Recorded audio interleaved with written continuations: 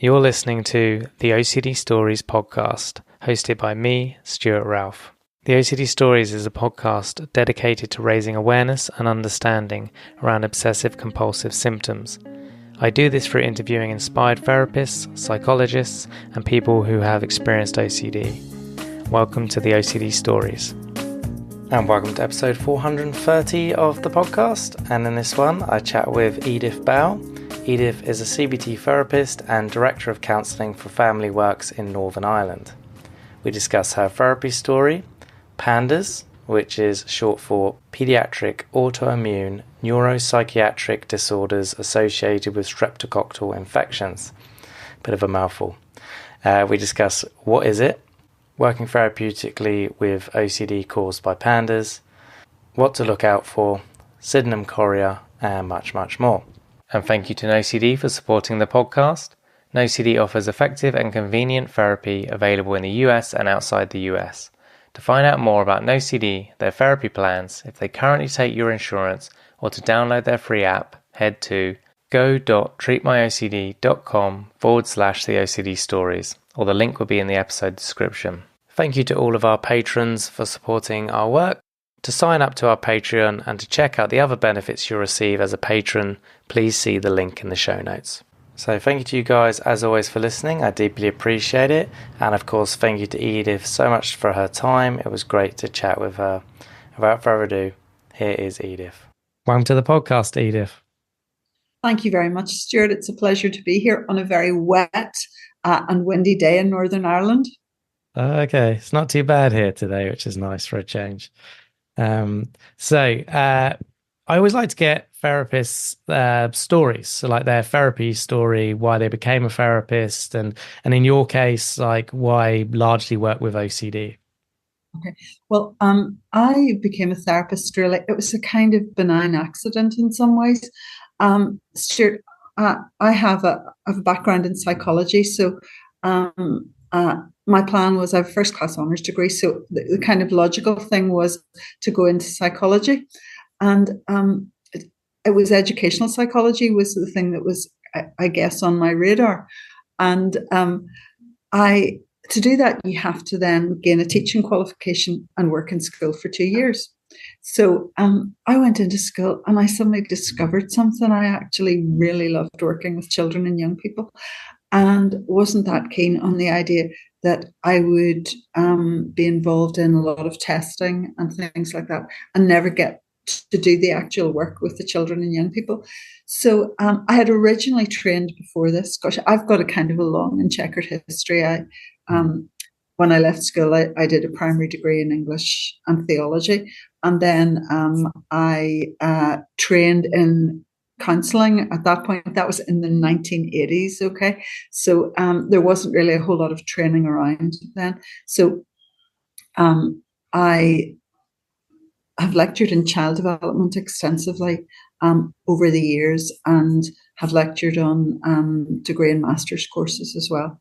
And then because I just was so interested in the therapeutic side of things that sat alongside the child development, I decided to upgrade my training, and I did my teaching qualification, worked in schools, and then was lucky enough to be offered a job working in schools as a counsellor with children and young people.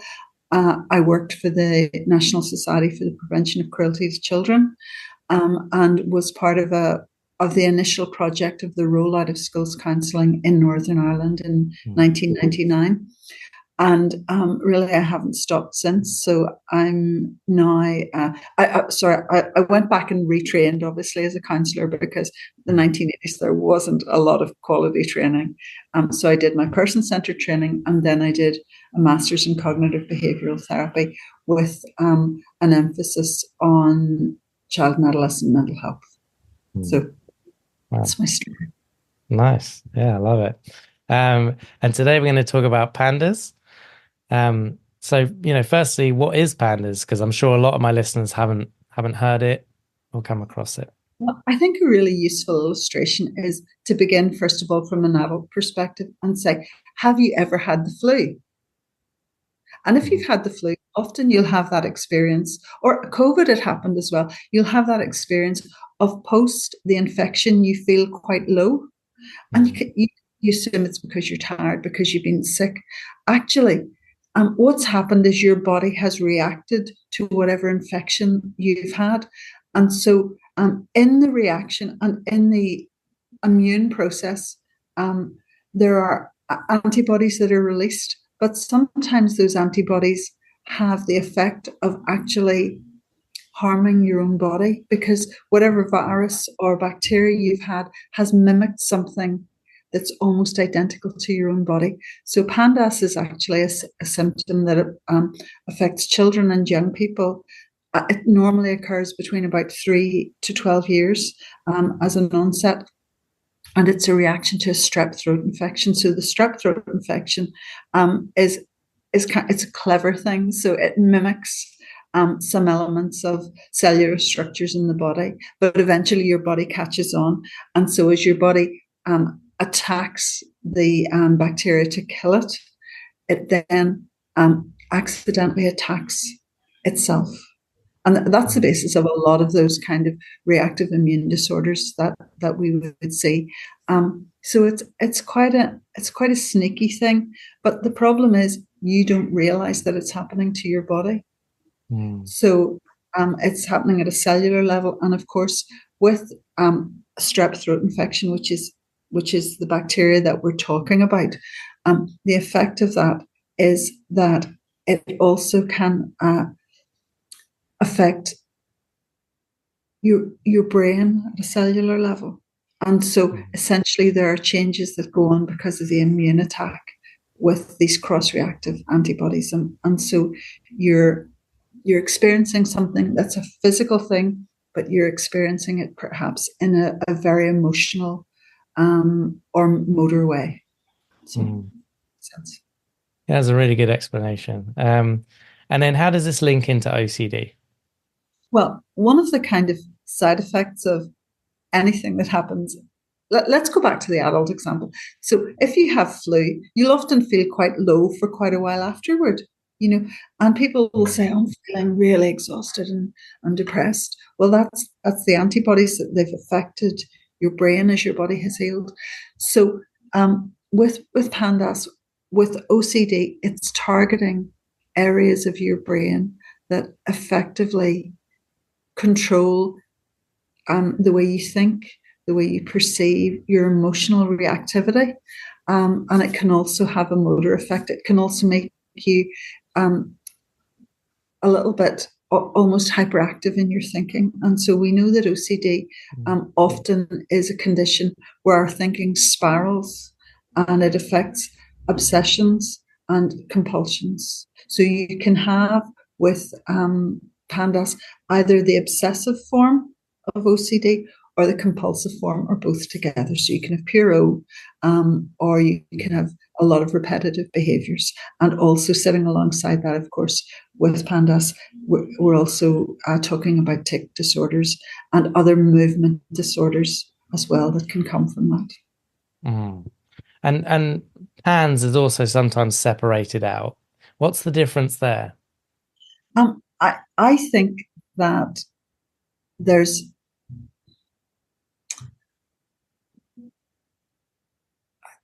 I'm not sure in for the client, from the client's perspective, what the difference feels like. And I'm not sure technically because I'm not a pediatrician. So I'd be going out of my area of expertise, really explain that.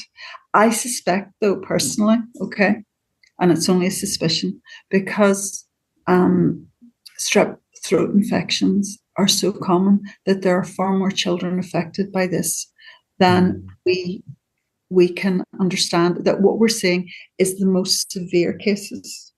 And it may be that those cases aren't diagnosed until there are many, many repeated presentations with OCD. So I'm thinking about a young person who I worked with, and I saw her when she was late primary school in Northern Ireland. Primary school finishes at age 11, and she would have been, I think, 9 when I first saw her, and it was an OCD presentation. and we did the work, and she did really well. And then there was a representation round about 10 and 6 months, which was unusual because she'd done so well in the work.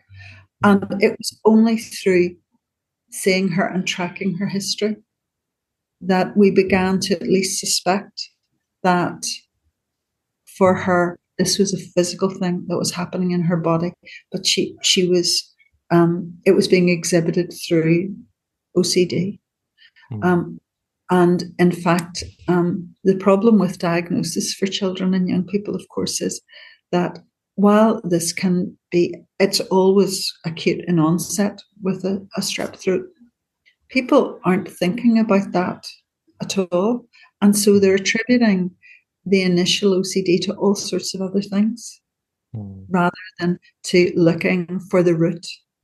Yeah. And by the time they're looking for the root, of course, the infection is gone. So it's only when you have a repeated presentation of these things that you can really begin to drill down into the possibility that this may be something that actually has a more physical root. Of course, the treatment isn't knowing that it doesn't change the treatment from a therapist's point of view, but what you have is the possibility of prepping the clients in a completely different way for the possibility that this is not them, this is just something that's happening to their body, if that makes sense. It does, yeah. So how would you prep them in that way? Are you... Yeah, I won't say anything else. I'll let you answer that. Often, first of all, I think it begins with the parents, because we're talking about children who are younger, really. And so the conversation begins with the parents. And, it's often a question and assessment around when was the first time you noticed this? And often parents will be like, well, I suppose it's waxed and waned. Well, that can happen in OCD anyway. And so we're always looking in that history for the background that surrounds the client's presentation. And we're asking the child themselves as well, when did you first notice this? And often the marker will be, oh yeah, it was when just after I was off school.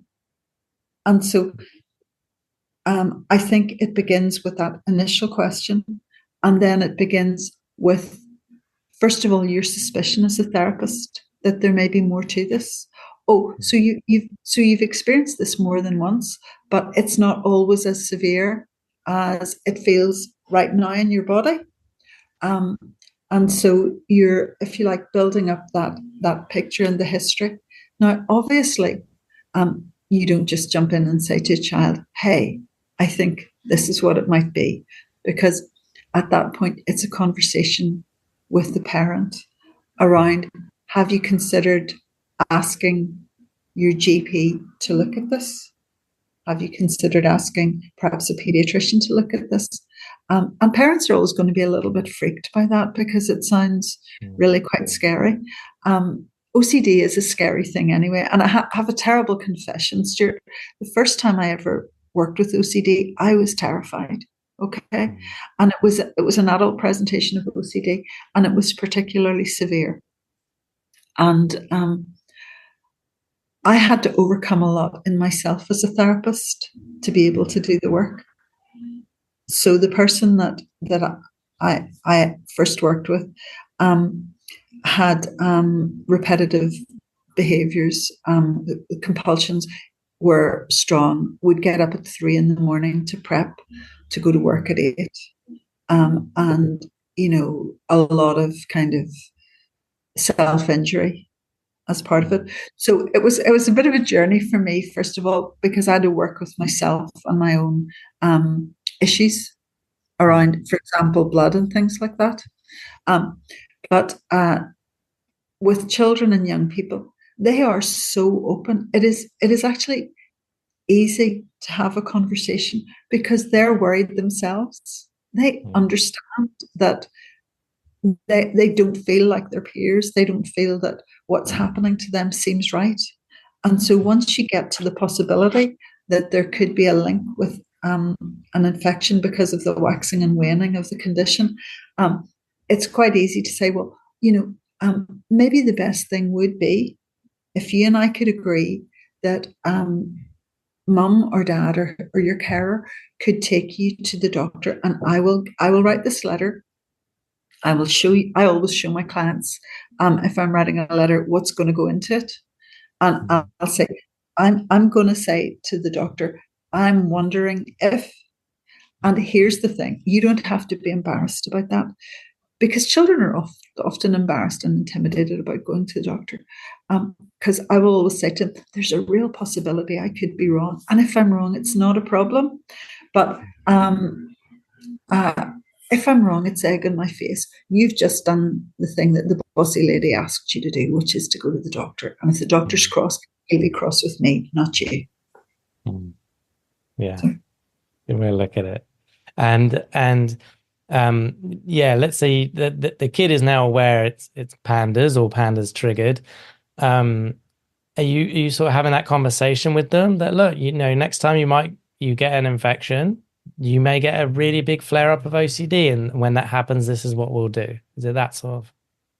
Absolutely. So what I would do is I would kind of like I would do a lot of artwork with children and young people. I can't draw to save my life, okay? But the lovely thing about kids is that they tolerate that. And so it's quite funny for them because they're often much better at art than I am. So what we'll do is we'll track the pattern across the lifespan of the child or young person. And then we'll say, imagine we're standing here right now at the present, and let's imagine we can look into the future. What do you think might happen if you got another sore throat? Because we don't want you to be afraid of getting a sore throat. We just want you to understand that when you get a sore throat, you might have to go to the doctor and take antibiotics. You might have to take cough medicine. And for you, you're going to have to take some extra things. And those extra things are the skills that we're learning now in the therapy room. And you're going to bring them into the future with you. A really neat way to do it is imagine that you're standing on a timeline and you have shopping bags. And so what we're doing is we're packing your shopping bag or your suitcase so that when you need that in the future, you'll be able to apply the skills that we're learning today. And it's not just your job to apply the skills. When we're dealing with something like OCD, I always enlist a parent or a carer as a co-therapist. So I think it's really, really important that the parent understands exactly what's in the suitcase or the shopping bag that the child will need to apply in the future. And a child will need to be reminded, oh, this is happening to you because, okay, rather than this is happening because you're a bad person or because there's something strange about you. Because OCD feels very strange, very foreign, and very bullying for a child as well. Yeah, it does. It does.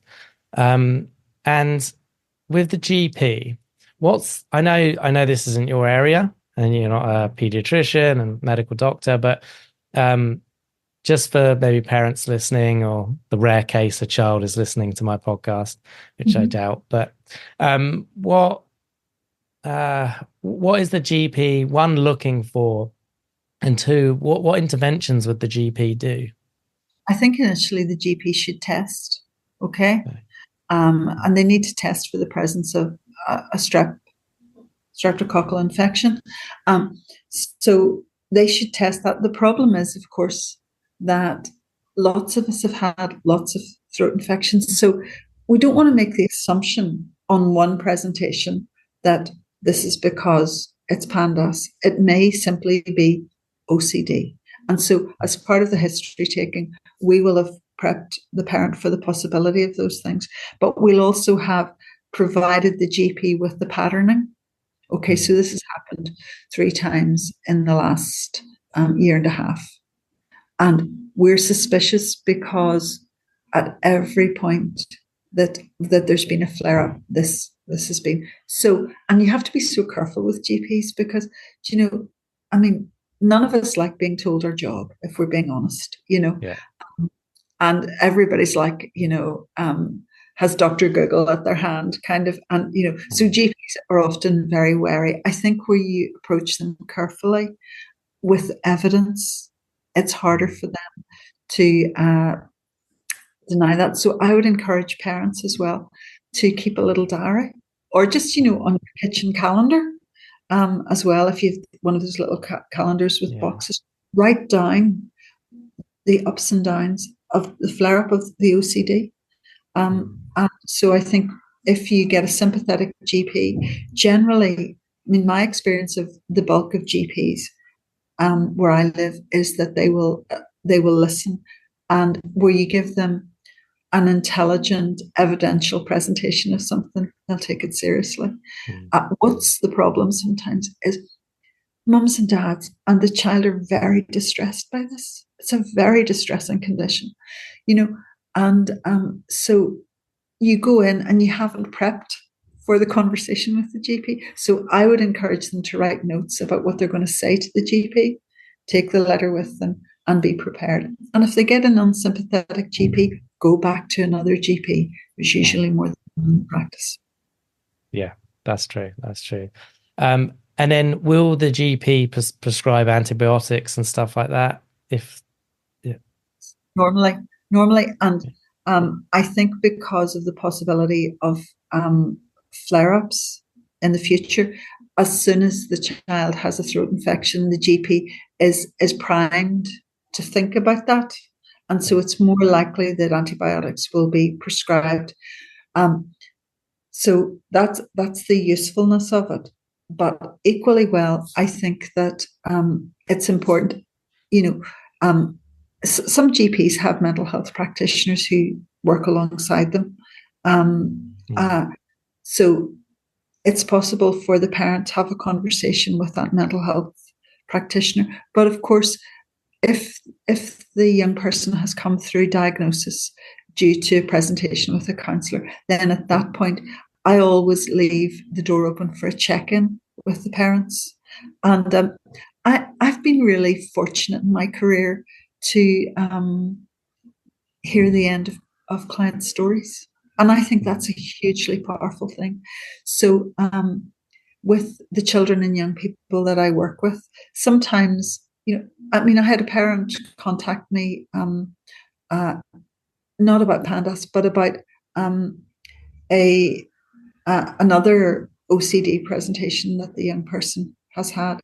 And she just drops me an email every now and then to let me know his progress. As a CBT therapist, I automatically build recall into my client work anyway. So I'll do a recall post 4 weeks, sometimes post 3 months, depending on what the issue is, but always post 6 months as well. And I always leave the door open. So I would say to clients, we expect this to flare up again. Do you know, it's just the way of it. It's a nasty old thing. But we're going to put that bully back in its cage if it flares up again. And mum and you're prepped, but if you need extra help, I'll be here, or one of the team will be here to help you as well. Nice. And for parents listening, what are they looking out for to obviously, I say decide, obviously speak with a therapist and GP, but to figure out, is this OCD, like regular good old OCD, or is this PANDAS informed OCD? Bless parents. I think it's really hard. Okay. So the diagnostic criteria are there for everyone. So it's presence of OCD, a tic disorder, or both. Okay. It's pediatric onset of symptoms. So that's between normally 3 to 12. Okay. Now, nobody knows if it can occur post that. There's a kind of assumption that it doesn't. I'm not entirely sure, Stuart.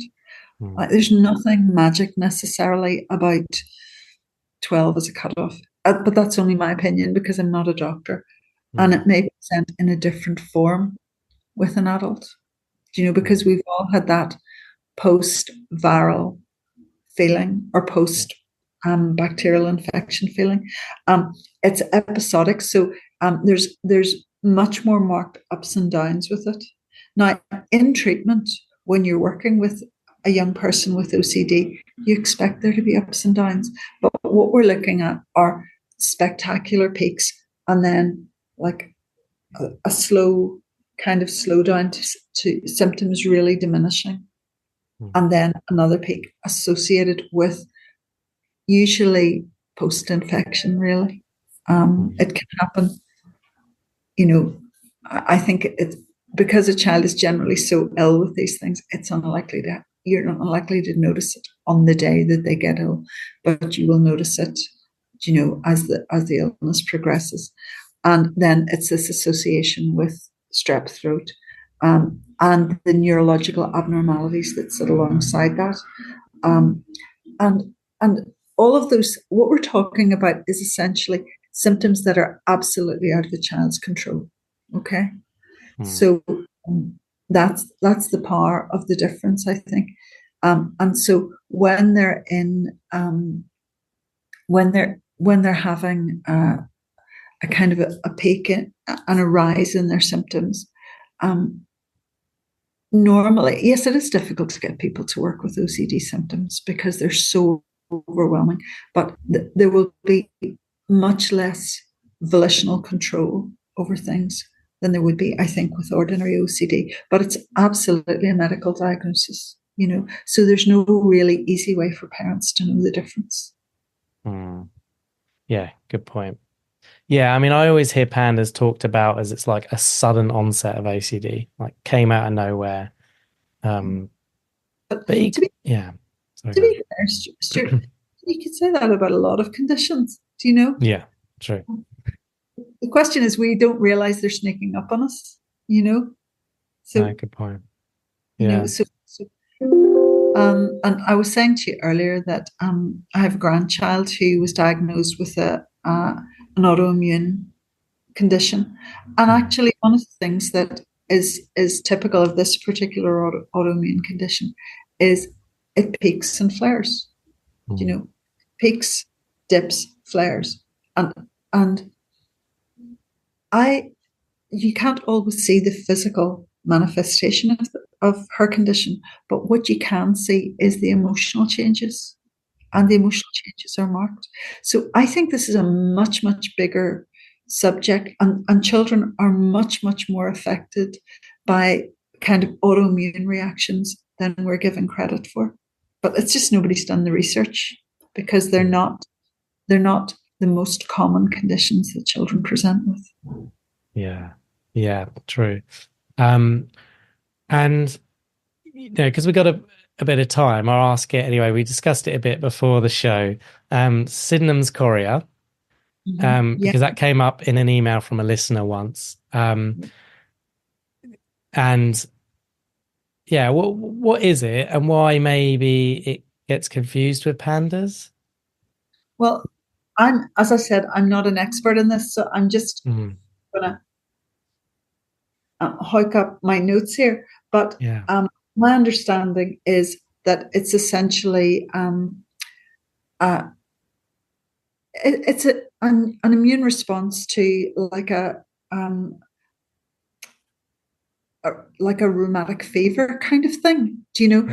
And again, it's horribly distressing. Any kind of tic or movement disorder is distressing, but a chorea is particularly severe. Do you know? So I think that again, we would see less and less of this because of the advent of antibiotics. But when it happens, it's really distressing. And of course, we're in a situation now where GPs are less likely to prescribe antibiotics because of antibiotic misuse. And so it may be that we see a rise in these things, and they become a little bit more common because of that. And I'm not advocating antibiotics for every cough and sneeze. I wouldn't rush for antibiotics necessarily myself, but I think in some cases they're absolutely necessary. And I think with children and young people, it is much better to ask the question of the GP, even if it's difficult to get your GP post-pandemic, to say, does my child need this? But if there's any change post an infection of any kind, whether it's motor tics, whether it's emotional, ask the question. Do you know, because families aren't just there to deal with, when we have an injury or an illness, they're there to deal with the whole person. And the problem with these disorders is they affect the whole person in ways that are really profound. Children experience horrendous bullying. They experience peer difficulties on the basis of OCD or on the basis of any kind of tic disorder. So I think we have to just be really careful not to label something as an emotional thing that's actually a physical thing. Yeah, really good point. Cool. So yeah, I guess whether PANDAS, Sydenham's, speak to your GP, pediatrician, try and get them to figure it out. And remember that we don't just have a body, we are a body. Okay? So our whole being is affected by what's going on in this part of us, so it's all interactive. And I think that's the amazing thing, because the truth is that bodies also exist to heal themselves and minds exist to heal themselves. So let's not be paralyzed as therapists with the fear of these conditions. Let's give control back to children and parents to say, here's how you can help yourself. And it's not just all about therapy, but it's about the fact that you're this big, brave, strong, tough individual with this person beside you who will walk it through with you, who's your mum or your dad or your carer. And we can make your life the best that it can be. Yeah, good way of looking at it. So, slight change of questions. If you could pick up the phone and call the 20-year-old you, what do you tell her? Okay, I'd tell her to do psychology first of all. Because I said I originally did English and theology, and I really wanted to do psychology, but I come from a working class family. I didn't really know very much about what was going to happen at university or what the possibilities were. So I would say, explore all the possibilities, because that was always in my heart. It was always part of who I was. And so I would definitely say, do psychology in first year. In those days, it was about rats through mazes and feeding them all sorts of drug concoctions and things. Maybe I wouldn't have liked it quite so much as I did when I was older, but I would love to have given it a try. I feel I'm 66, so I kind of feel like, gosh, I'm only learning the things that I really need to know now as a therapist, and soon I'll be retiring. But anyway, when I retire, I probably will still be annoying people with the things I currently get paid for. So nice. Good. That's my plan anyway. Yeah, I like it. And then you got a billboard in Northern Ireland. What do you want written on that billboard? I think I want to say that every child is a well of potential, but somebody has to help open the well up. And so, this would be a very, very wordy billboard, I recognize, but I would say to the adults in the lives of children surrounding them, you might be the one adult who will help release the potential of that child or young person. And they all have it. My OCD clients are amazing. They are the bravest, toughest, strongest, most determined people I've ever met. And I can't imagine what they have gone through. but I admire them every day. And I look at them and I look at the progress they make. You know, they have, they've done things that when they came into the room, I never imagined. They've gone on school trips. They've backpacked across America. You know, they have grown and thrived. They've acted in school plays. They've made friends. They've been brave, and they've fulfilled their dreams. And that changes the world. So by unleashing the potential of a child, you actually change the world. He who saves one life saves the world entire is a Jewish proverb. That's absolutely true of children. Let them ripple out and let's see the effects. Yeah, I love that. Yeah, beautiful. And lastly, anything else you wish you could have said or shared today? What I would say to any parent and any child with OCD is, you are held. There are people who will hold you, people who will walk with you. Your journey is tough. It's hard. It's scary. But there is hope. There is always hope. And the hope doesn't reside in me as a therapist or you as a therapist. It resides in that inner strength that you already have. You were made to thrive in the universe. You were made to thrive as a parent, and you're made to thrive as a child. And so I think I would say to you, find that possibility. Find the therapist or the person in your family who will walk the walk with you, and never allow anybody to tell you that it's hopeless. It's absolutely not. Good point. Yeah. Beautiful words to end on. Thank you so much for coming on and talking about pandas. It's a topic I've wanted to dedicate a whole episode to for a while. So thank you. Well, thank you, Stuart. It was an absolute delight. And now I'm going to have a massive coconut milk latte, because that's my morning treat. So I wish you all a very wonderful day and many coconut milk lattes in your life. Thank you. Thank you so much. Cheers. Thank you for listening to this week's podcast. And thank you to our Patreons who helped make this episode possible. And if you would like to find out more about Patreon and the rewards and benefits, then there will be a link in the episode description. If you enjoy the OCD Stories podcast and would like to support us, please subscribe and rate the show wherever you listen to the podcast. And thank you to NoCD for supporting our work. If you want to find out more about NoCD, head to go.treatmyocd.com/the OCD Stories or click the link in the episode description. And quick disclaimer, guys, this podcast is not therapy. It is not a replacement for therapy. Please seek treatment from a trained professional. And until we speak, take care.